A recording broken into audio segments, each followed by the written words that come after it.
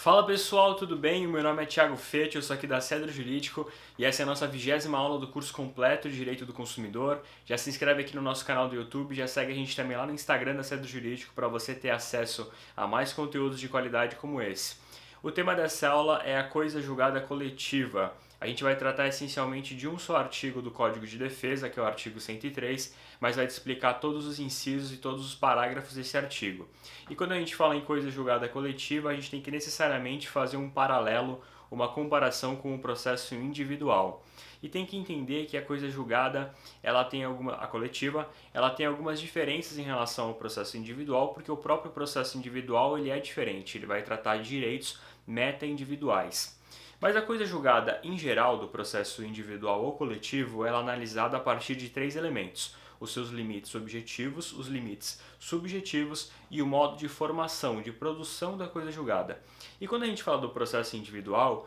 o seu limite objetivo reside no fato de que transita em julgado, faz coisa julgada, o dispositivo da sentença. Como vocês sabem, se não sabem a gente explica, a sentença ela tem essencialmente três partes: o relatório, onde tem uma breve exposição dos fatos e das alegações que são trazidas pelas partes e das provas que foram produzidas, dos incidentes processuais, de forma resumida, o relatório, há a fundamentação, que é onde o juiz ele vai enfrentar as questões de fato e de direito e analisar as provas do processo dessa ação, e há o dispositivo, onde ele efetivamente resolve essas questões. E é o dispositivo que transita em julgado, e esse é o limite objetivo da coisa julgada do processo individual. Quanto aos limites subjetivos, o processo individual faz coisa julgada entre as partes, uma regra que está lá no artigo 506 do Código de Processo Civil. E a coisa julgada no processo individual, ela se forma independentemente do resultado da ação. Se ela for desfavorável para o autor ou favorável em parte, a coisa julgada material vai se formar. Já no processo coletivo, quando a gente fala do limite subjetivo, a gente sempre vai falar em uma eficácia da coisa julgada que é erga omnes ou ultra partes, ou seja, é uma eficácia que atinge terceiro, o que não acontece no processo civil em regra, no processo civil individual, em regra, no processo coletivo é uma regra. E justamente porque o processo coletivo ele vai tratar de direitos que são meta-individuais, que atingem não só as partes, mas uma quantidade muito maior de pessoas. Inclusive a eficácia subjetiva, os limites subjetivos da coisa julgada no processo individual, eles jamais serão intrapartes, porque, justamente como eu disse,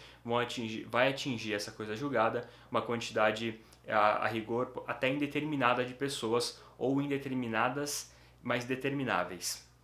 Quanto aos limites objetivos da coisa julgada coletiva, a gente tem que entender que também, em regra, assim como no processo individual, o que transita em julgado é o dispositivo da sentença. Agora, o modo de produção da coisa julgada no processo coletivo é o que se diferencia muito em relação ao processo individual. O que acontece é que a coisa julgada no processo coletivo ela é formada de acordo com a prova que é produzida nos autos, e a transposição, ou seja, os efeitos dessa coisa julgada coletiva para o processo individual, isso só ocorre se isso for favorável para o consumidor. É uma transposição que ela existe se ela for favorável para o consumidor. Como a gente vinha dizendo, o processo coletivo ele vai tratar de direitos que são meta-individuais. E por isso mesmo a coisa julgada, que é o instituto processual, tem que se adequar a essa realidade e ela também tem que servir para assegurar, para eternizar relações jurídicas que são por natureza também meta-individuais, coletivas, e aqui eu falo coletiva em um sentido amplo, no sentido lato sensu. Só que a coisa julgada, ao mesmo tempo em que a coisa julgada coletiva, ao mesmo tempo em que ela tem que proteger direitos meta-individuais, ela não pode prejudicar os direitos daquele que não foi parte no processo e que são os efetivos titulares, os efetivos donos dos direitos que estão sendo discutidos no processo coletivo. Para ficar um pouco mais concreto e um pouco menos abstrato, é só a gente lembrar que no artigo 82 do CDC existem uma série de legitimados coletivos que podem entrar com uma ação coletiva para proteger um direito do consumidor e que esses legitimados coletivos, como o Ministério Público ou uma associação de defesa do consumidor, não são os efetivos proprietários, por assim dizer, os efetivos donos dos direitos que eles estão protegendo na ação. E por isso mesmo que a coisa julgada ela tem que proteger, eternizar as relações jurídicas desses consumidores, proteger o direito desses consumidores, mas sem prejudicar o direito desses consumidores, porque esses consumidores eles não podem ficar sujeitos à imutabilidade de uma decisão judicial que seja desfavorável a esses consumidores. E de um outro lado também, a gente tem que imaginar que no polo passivo da ação, como réu dessa ação, sempre vai existir um fornecedor, e que até por uma questão de segurança jurídica e por uma noção de justiça em sentido bastante amplo, esse fornecedor ele não pode ficar sempre à mercê do poder judiciário, ele não pode ficar sempre sujeito a uma ação judicial na qual um consumidor,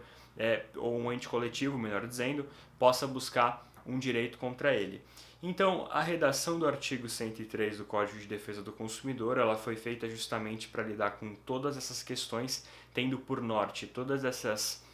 esses valores que são sopesados, que são balanceados na criação do Instituto da Coisa Julgada Coletiva. Então, a gente vai passar agora a explicar efetivamente a redação do artigo 103 do CDC, e ela é uma redação que talvez sem essa aula seja um pouco complexa, seja um pouco difícil de compreender, mas a gente vai explicar para vocês tenham noção de conseguir compreender tudo o que está ali. Bom, coisa julgada material e formal. A coisa julgada material é aquela que o artigo 502 do Código de Processo Civil prevê, e a coisa julgada material é uma qualidade da decisão judicial de mérito que a torna imutável e indiscutível de uma decisão de mérito não mais sujeita a recurso. E ela se difere da coisa julgada formal, que é aquela coisa julgada formada para dentro do processo, uma coisa julgada endoprocessual, que não analisa o mérito, mas finaliza um processo com uma daquelas hipóteses do artigo 485 do Código de Processo Civil. A coisa julgada formal ela permite que entre aquelas mesmas partes exista uma nova ação judicial discutindo direito, corrigido o vício que levou à extinção do processo, e já a coisa julgada material, como a gente vê pelo próprio conceito do artigo 502, torna aquela questão imutável e indiscutível. Já o artigo 103 do Código de Defesa do Consumidor, ele traz 3 espécies de coisa julgada, e isso depende de acordo com o direito meta-individual que está sendo discutido na ação. Porque vocês lembram das aulas anteriores que existem essencialmente 3 direitos, coletivos em sentido amplo, que são os direitos difusos, os direitos coletivos em sentido estrito e os direitos individuais homogêneos. E quando a gente fala, portanto, em coisa julgada para os direitos difusos, formada numa ação coletiva que é ingressada, cujo autor é uma daquelas pessoas do artigo 82 do Código de Defesa do Consumidor, a gente tem que falar que se essa sentença ela for procedente, a eficácia dessa coisa julgada ela vai ser erga omnes, ela vai abranger toda a sociedade e vai ser ela vai ser levada também para as ações individuais, também vai ter eficácia com as ações individuais. Já se essa ação coletiva ela tiver uma sentença de improcedência, essa eficácia da coisa julgada ela também vai ser erga omnes, ela também vai atingir toda a sociedade e vai impedir a propositura de uma nova ação coletiva, exceto se essa improcedência ela acontecer por falta de provas. Significa que se a improcedência da ação coletiva, que trata de direito difuso, ocorrer porque o autor não conseguiu produzir as provas suficientes para demonstrar o seu direito, será possível para esse mesmo autor coletivo ou para qualquer outro que esteja lá no artigo 82, ingressar como nova ação coletiva, demonstrando por novas provas o direito que foi alegado, e isso é perfeitamente possível. A segunda ressalva que a gente faz é que a gente está falando aqui, como eu disse, de uma coisa julgada coletiva, de uma ação coletiva que trata de direito difuso, cujo autor é uma daquelas pessoas do artigo 82 do CDC. O código, ele no artigo 103, ele ressalva expressamente a possibilidade, ou seja, ele permite expressamente a possibilidade de que o consumidor, havendo essa improcedência da ação coletiva, o consumidor, mesmo com essa improcedência da ação coletiva, vai ter sempre em seu favor a possibilidade de entrar com uma ação individual protegendo o seu próprio direito. E isso está relacionado com um daqueles fundamentos que eu trouxe para a gente no começo da aula, que explica que o titular efetivo do direito, o consumidor, não pode ser prejudicado por um ato do autor coletivo. Mas é justamente isso, ele não pode ser prejudicado por um ato do autor coletivo, mas ele pode ser beneficiado, é por isso que se no caso da procedência da ação coletiva que trate de direito difuso, a eficácia vai ser erga omnes para toda a sociedade. A segunda modalidade de direito coletivo, de direito meta-individual, são os direitos coletivos em sentido estrito. E aqui, novamente, se a sentença ela for de procedência, a sentença dessa ação coletiva, cujo autor, que quem entra é uma daquelas pessoas do artigo 82, se ela for de procedência, a eficácia ela vai ser ultra partes e vai atingir todo o grupo, toda a classe ou toda a categoria.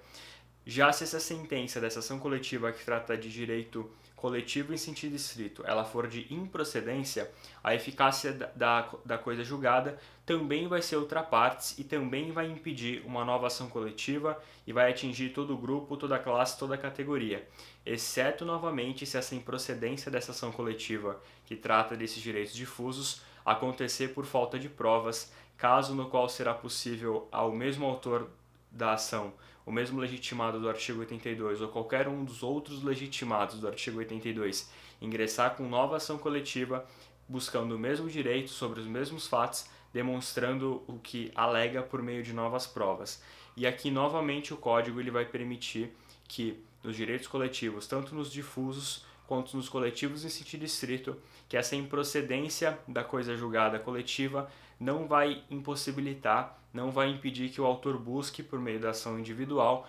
reconhecer o seu direito perante o judiciário, não vai impedir que o consumidor entre com uma ação individual buscando o seu próprio direito perante o judiciário. Já quando a gente fala da coisa julgada coletiva relativamente aos direitos individuais homogêneos, que é essa terceira espécie de direito meta-individual que a gente tem lá no artigo 81, se a sentença da ação coletiva que verse sobre esses direitos individuais homogêneos for de procedência, a eficácia também vai ser erga omnes e também vai atingir toda a sociedade, todos os consumidores. Já se a sentença ela for de improcedência, ela vai também ter eficácia erga omnes e vai impedir a propositura de uma nova ação coletiva mesmo na falta de provas,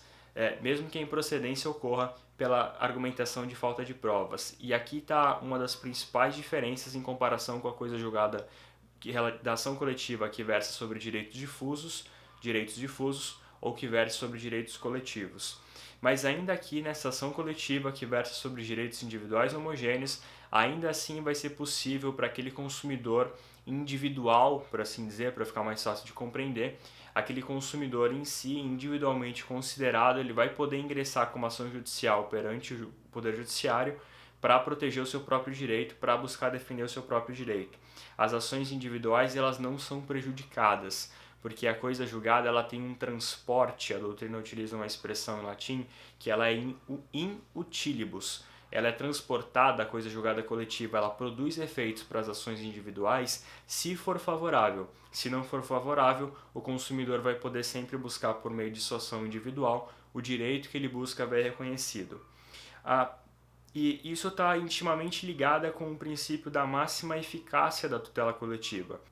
Esse princípio ele vai dizer que a coisa julgada coletiva em todos os direitos meta-individuais, tanto nos difusos, quanto nos coletivos, quanto nos individuais homogêneos, a coisa julgada coletiva ela não prejudica as ações individuais, ela só beneficia, ela só vai ser levada para as ações individuais se for favorável para o consumidor. Só que existe uma exceção, que é a exceção do artigo 94. A gente tratou do artigo 94 na aula passada, quando a gente falou do princípio da ampla publicização das ações coletivas, ou seja, da ampla publicidade que as ações coletivas devem ter. Esse artigo 94, importante lembrar, ele está num capítulo do Código de Defesa do Consumidor cujo título lá mesmo fala que é sobre um capítulo de direitos individuais homogêneos, só que essa regra do artigo 94 da ampla publicidade da ação coletiva serve para todos os direitos meta-individuais, tanto para os direitos difusos, quanto para os coletivos, quanto para os individuais homogêneos. E esse artigo 94,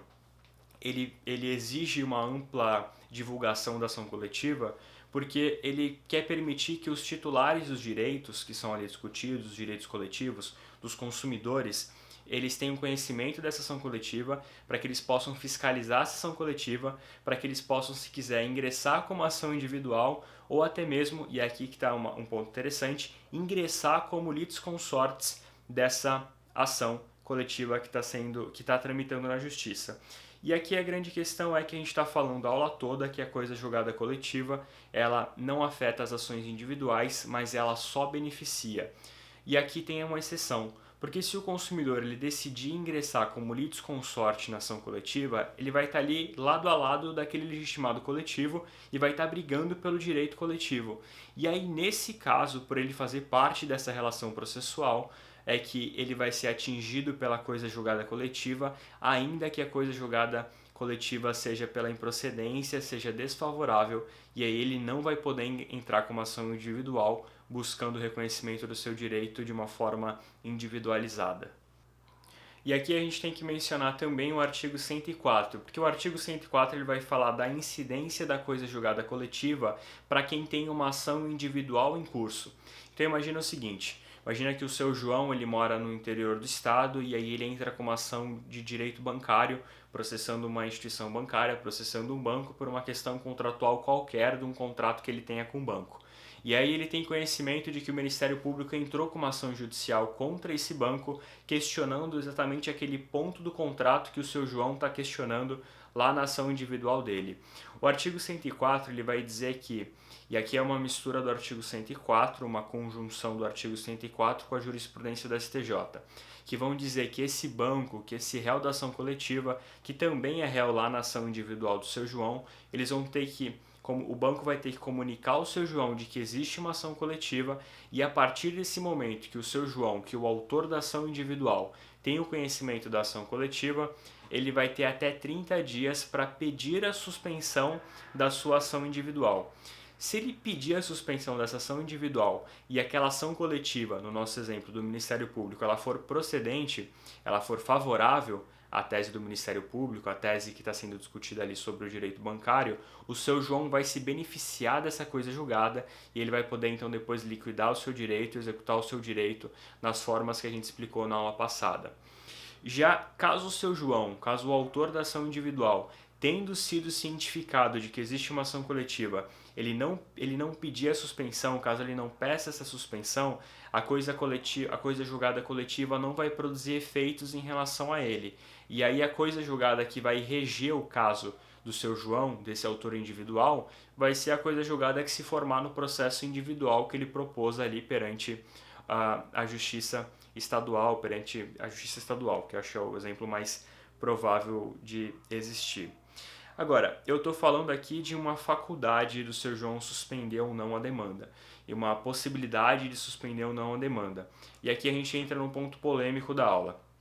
Porque o artigo 104 do CDC, pela redação dele, ele dá a entender que a suspensão dessa ação individual, no nosso exemplo da ação do seu João, é uma escolha do seu João, é uma faculdade desse autor da ação individual. Mas o STJ, em outubro de 2009, por meio da sistemática dos recursos especiais e repetitivos, que tem força vinculante para os tribunais brasileiros, entendeu que é uma obrigação a suspensão das ações individuais. Significa então que, de acordo com o STJ, a partir do momento em que o Ministério Público ingressasse com uma ação coletiva questionando aquele objeto, aquele ponto que o seu João está discutindo na ação individual dele, a ação do seu João obrigatoriamente estaria suspensa.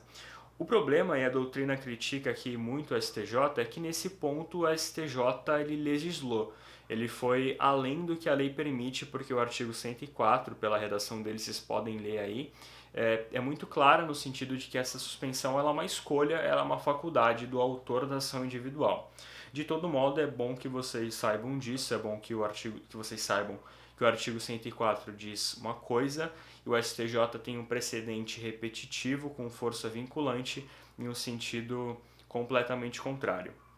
Eu comentei na aula passada, mas também a gente tem que comentar aqui, e expliquei no começo desse ponto que o artigo 104 ele diz que o autor da ação individual ele tem até 30 dias para pedir a suspensão, e esses 30 dias, esse prazo, ele começa a partir do momento que o autor da ação individual tem conhecimento de que existe uma ação coletiva. Tendo visto essa lógica e a própria redação do artigo, o STJ ele falou que caso o autor da ação individual, no nosso exemplo, o seu João, ele não seja cientificado pelo réu, no nosso exemplo, o banco, de que existe uma ação coletiva em curso, o seu João, perdendo ou não a sua ação, ele vai ter direito à eficácia da coisa julgada coletiva, porque ele não teve a oportunidade de suspender a sua ação individual. Então ele vai ser beneficiado por essa coisa julgada coletiva. Já uma questão um pouco diferente do que essa que a gente tratou é o caso de uma pessoa que já tem uma coisa julgada formada por meio de uma ação individual e aí posteriormente vem uma ação coletiva que é procedente. Então vamos imaginar esse exemplo que eu dei agora do seu João que entrou com uma ação contra uma instituição bancária e aí o Ministério Público em seguida entrou com uma ação contra essa mesma instituição bancária questionando o mesmo ponto. Vamos mudar um pouquinho esse exemplo. Vamos imaginar que o seu João, no nosso exemplo, ele entrou com uma ação contra o banco e aí ele perdeu a ação contra o banco, ele não conseguiu demonstrar o direito que ele queria demonstrar, ele perdeu a ação contra o banco e aí depois o Ministério Público entra com uma ação coletiva questionando aquele mesmo ponto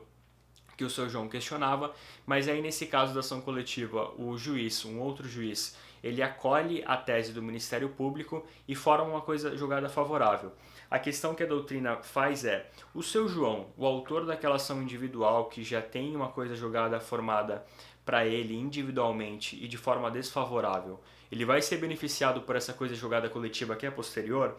E aqui existem duas posições. A primeira posição da professora Ada Pellegrini, uma processualista, que ela fala que não será possível e ela explica que a coisa julgada individual ela é específica para o caso do consumidor individual, ao passo que a gente aprendeu na aula passada que a coisa julgada coletiva ela é genérica, ela vai fixar eventualmente a responsabilidade pelos danos, mas ela não vai demonstrar individualmente o direito que foi considerado e por esse caso, por essa razão, o consumidor, no nosso exemplo, o seu João, ele não teria direito à coisa julgada coletiva posterior. Já uma segunda posição vai falar que é possível para o seu João ter acesso, ter sobre si os efeitos positivos da coisa julgada coletiva de procedência, isso por uma questão de igualdade, por uma questão do princípio da igualdade e também porque o seu João ele não teve a opção de suspender a sua ação porque não existia uma ação coletiva. Eu creio, e aqui é uma opinião minha, dizer que a posição da professora Ada, no sentido de que não é possível posteriormente o seu João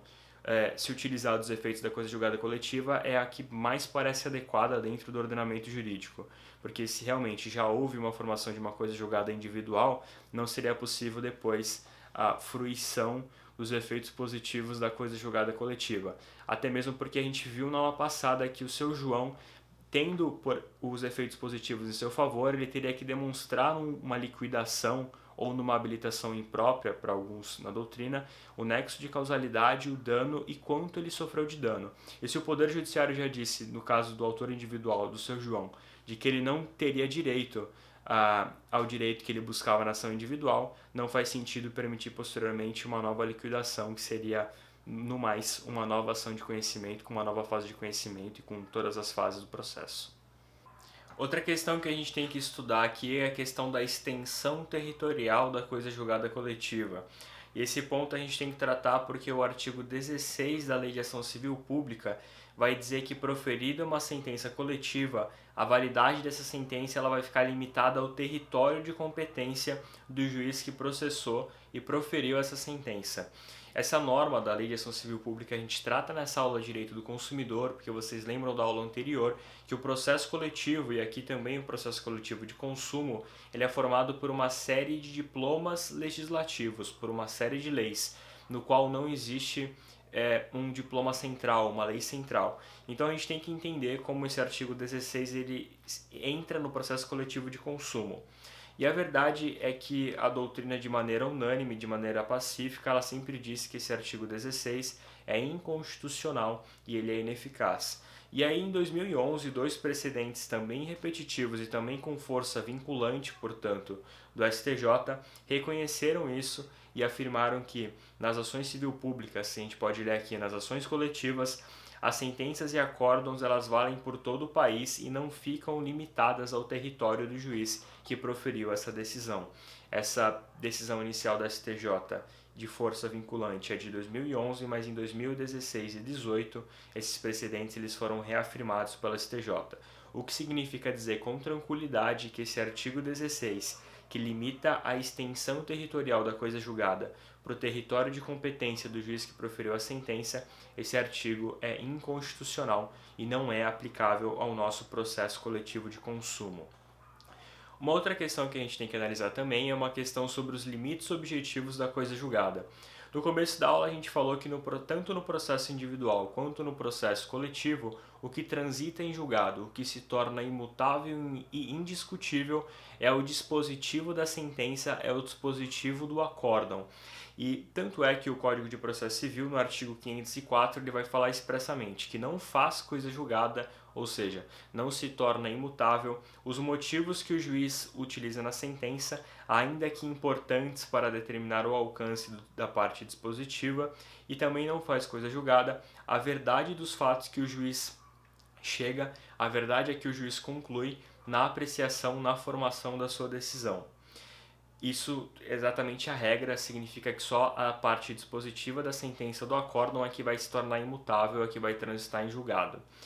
Mas o artigo 503, parágrafo 1º do CPC, ele traz uma novidade em 2015, com o Código de Processo de 2015, e fala que as questões prejudiciais, ou seja, aquelas questões que não são resolvidas na parte dispositiva da sentença, elas também podem se tornar imutáveis e definitivas, também podem transitar em julgado, desde que essa questão prejudicial ela seja expressamente resolvida pelo magistrado e dessa questão prejudicial a resolução do mérito dependa da resolução dela, essencialmente tem que passar por essa questão prejudicial para que se possa chegar ao mérito, tem que ter havido um contraditório prévio e efetivo sobre esse ponto, sobre essa questão prejudicial, o que afasta então a possibilidade de acontecer isso na revelia do réu, e também o juízo que decidir essa questão prejudicial ele tem que ter competência em razão da matéria e da pessoa para resolver a questão prejudicial como questão principal. O que também não se aplica a essa possibilidade de transitar em julgado a questão prejudicial, a questão incidental,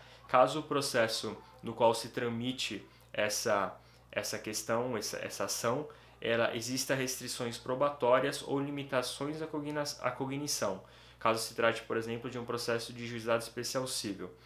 Eu sei que pode parecer um pouco complexo, com bastante informação, mas o que eu quero que vocês entendam é que, em regra, o limite objetivo da coisa julgada, seja no processo individual ou no processo coletivo, é a parte dispositiva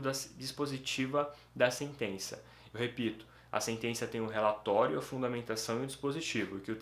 e o que transita em julgado é a parte dispositiva, que é a parte na qual o juiz resolve as questões que foram submetidas a ele enquanto Estado juiz. E o que o artigo 503, parágrafo 1º do CPC permite é que algumas questões prejudiciais, as questões que o juiz vai analisar na fundamentação da sentença ou do acórdão, transitem também em julgado, desde que tenha tido contraditório prévio e efetivo sobre esse ponto, desde que a resolução da causa precise passar pela análise dessa questão prejudicial e desde que o juiz tenha competência em razão da matéria e da pessoa para resolver isso como questão principal. É isso que o artigo 503 traz lá para os processos individuais, porque é uma regra que está no Código de Processo Civil, mas isso se aplica perfeitamente também ao processo coletivo, porque a gente também aprendeu que o processo coletivo também tem a aplicação conjunta do CDC e do Código de Processo Civil.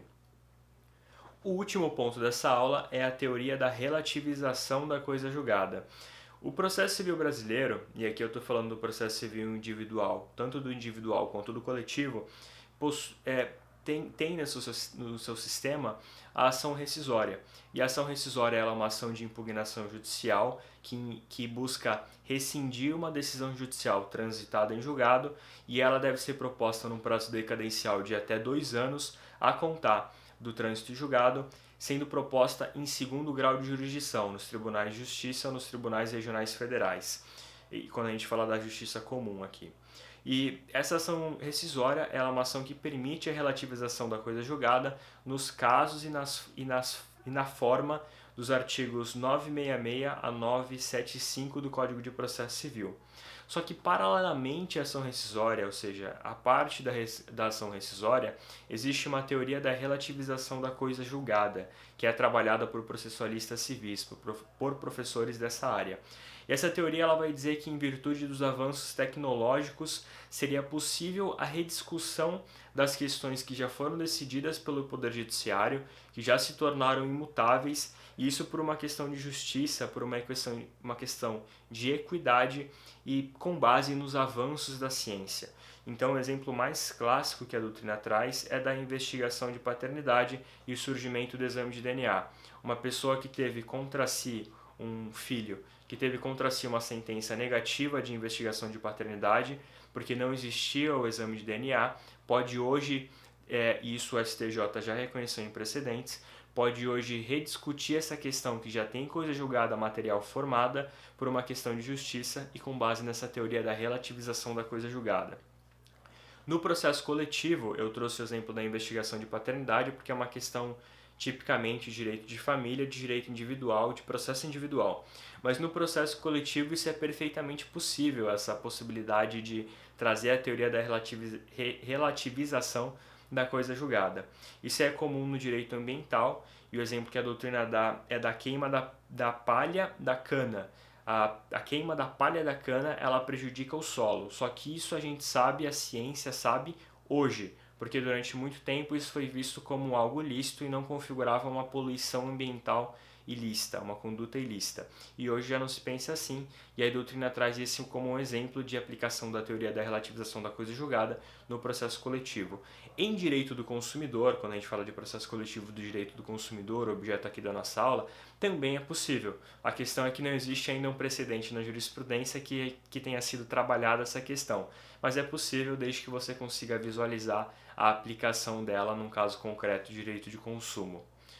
Muito obrigado por assistir até aqui, se inscreva aqui no canal se você não se inscreveu, deixa um like pra gente, indica esse conteúdo para algum amigo, que eu tenho certeza que tanto você quanto ele vão ser ajudados por essa aula. Muito obrigado e valeu!